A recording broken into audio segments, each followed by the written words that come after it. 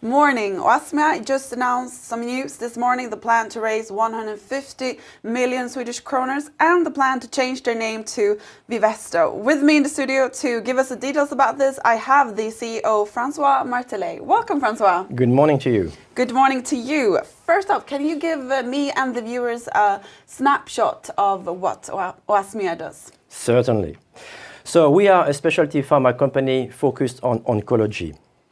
We are listed on the Nasdaq Stockholm Stock Exchange with market cap of around 1 billion SEK. So we have fundamentally two lines of businesses. On one side, we have an R&D line, so that means a biotech portfolio with an emerging clinical trial programs consisting of 2 compounds. And then on the other line of the business, we have what I would call a business line. We have the luxury to have one product approved in Europe called Apelia, paclitaxel micellar. This is a new formulation of a very famous product in oncology that we have partnered with a US-based company called Elevar. And then the beauty of this is that we are going to launch it in Europe through this partner actually this year. At the same time, we have a technology platform called XR17. This technology platform is aiming at solubilizing better small molecules. And we are also planning to upgrade this technology platform throughout 2022. We're going to talk a bit more about your pipeline later on. But first, I wanted to ask you more about your financing plans. Right, certainly. So we are planning to raise 150 million SEK during this time frame. We basically, we want to fund our business operation. It is important to fund the infrastructure because we have an infrastructure compared to some other companies in the marketplace. We are not a virtual company. We have strong in-house capabilities. And of course, we need to fund our clinical trial programs, so Cantrixil and docetaxel micellar. So that's the other part of the bucket of the funding. And finally, we need to keep some money for our purely research capabilities. That means upgrading our technology platform. Mm-hmm.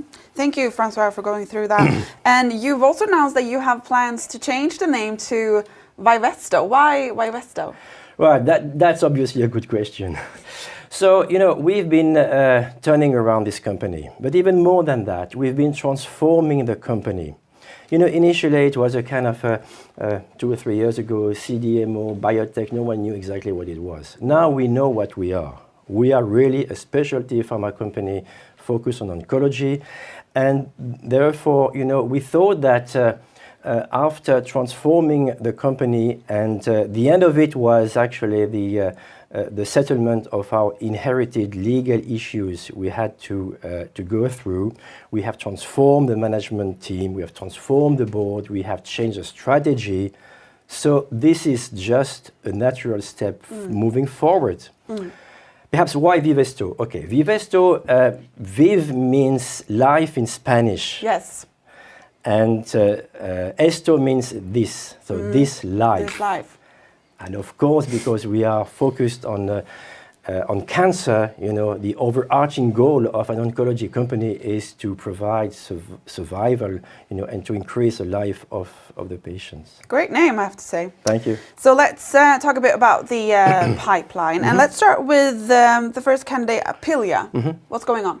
So Apelia, 2 things. First, in Europe, so the launch will happen this year through our partner, Elevar.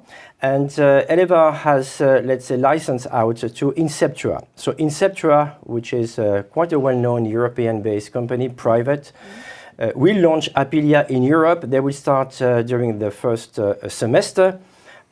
First UK and Germany, followed by other countries to follow. So this will be a sequential launch. Why? Because they need to obviously make sure that from a pricing and reimbursement perspective, things will be optimum, okay?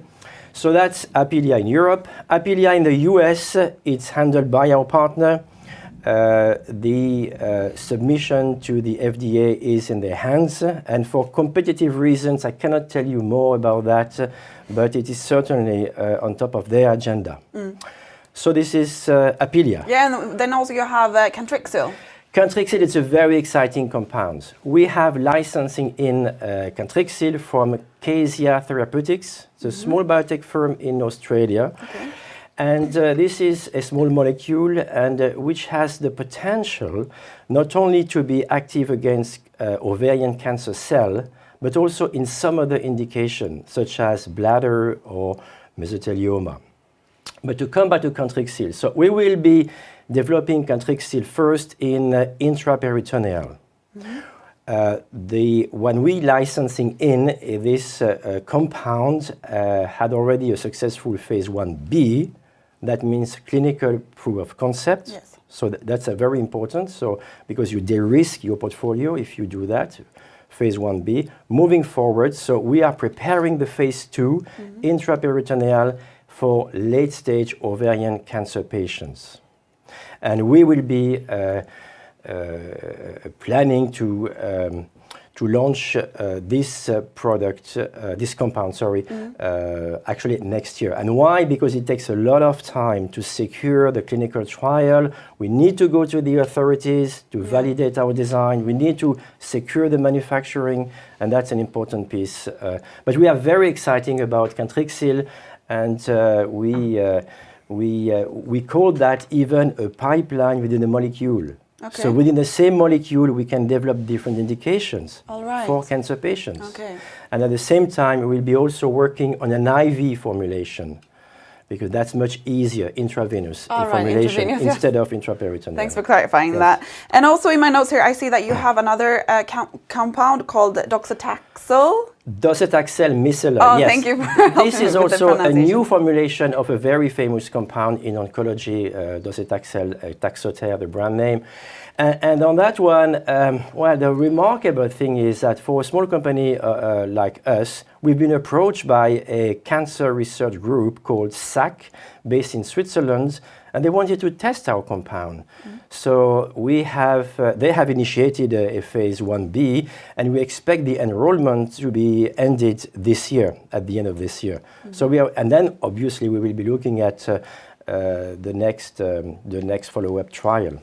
What do you want to say about the XR platform, XR18 platform? Right. So this solubilization platform, for mainly intellectual property reasons, we will need to develop it further. We will need to upgrade it, and this is what we are doing. So we will call that XR18, instead of 17.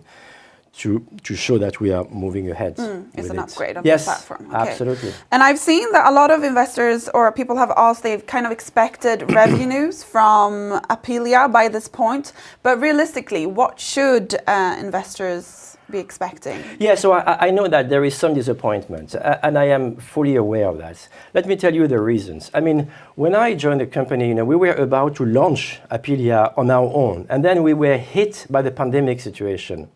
Then, having thought about that, we thought that it would be better to have Apelia marketed by a partner that has more capabilities than us. So, and then it took, some time of our US partner to find a European partner. That's the reason why there is some delay. But what is important? The important is that patients will get access to Apelia this year in Europe. That's obviously the most important thing. Exciting. It sounds like there's a lot of things happening for Oasmia. What do you think your company will look like at the end of this year? End of the year, so obviously we will get some milestone and royalties from our Apelia partnership. So this is 1. 2, we do hope to that the SAK study will end the enrollment with the phase 1b for the docetaxel micellar. We should be able to initiate very quickly in 2023 the Cantrixil phase 2b. And at the same time, we should have been able to make some progress with our platform. And by the way, we have an agreement with Karolinska Institute in order to look at in vitro models of our platform. So this is an important point. And at the same time, also, I forgot that for Apelia, we have an agreement with a firm called Pharmamondo to launch in Russia. So Must be an exciting market to enter. Yes. Any last comments before we end this broadcast, Francois? No, thank you very much. I mean, I would like also to thank our shareholders, and this is really a great opportunity for us to move, Oasmia to the next level. And the next level means what? We want to become a Nordic oncology powerhouse. So, and we have a strategy for that. This is called the string of pearls. Oh, tell me more. Well, the first string of pearl was Cantrixil, so licensing in one compound. Of course, we need to have more. Why? Because we need to have a sustainable pipeline in order to have a sustainable business. Yeah. Because we know that the attrition rate in this industry is very high. So there is a lot of failure in terms of clinical trial. So you need to have a diversified portfolio consisting of different compounds with different mechanism of action, ranging from small molecules, antibodies, potentially oncology viruses, CAR-T. So this is what we are aiming at. We are aiming at becoming a Nordic oncology powerhouse with a diversified pipeline for hard-to-treat and late-stage cancer. This is our ultimate goal. Thank you very much for clarifying that, Francois. Maybe next time when we speak, we will be talking about Vivesto. Absolutely. Thank you for today. You're welcome. Thank you very much.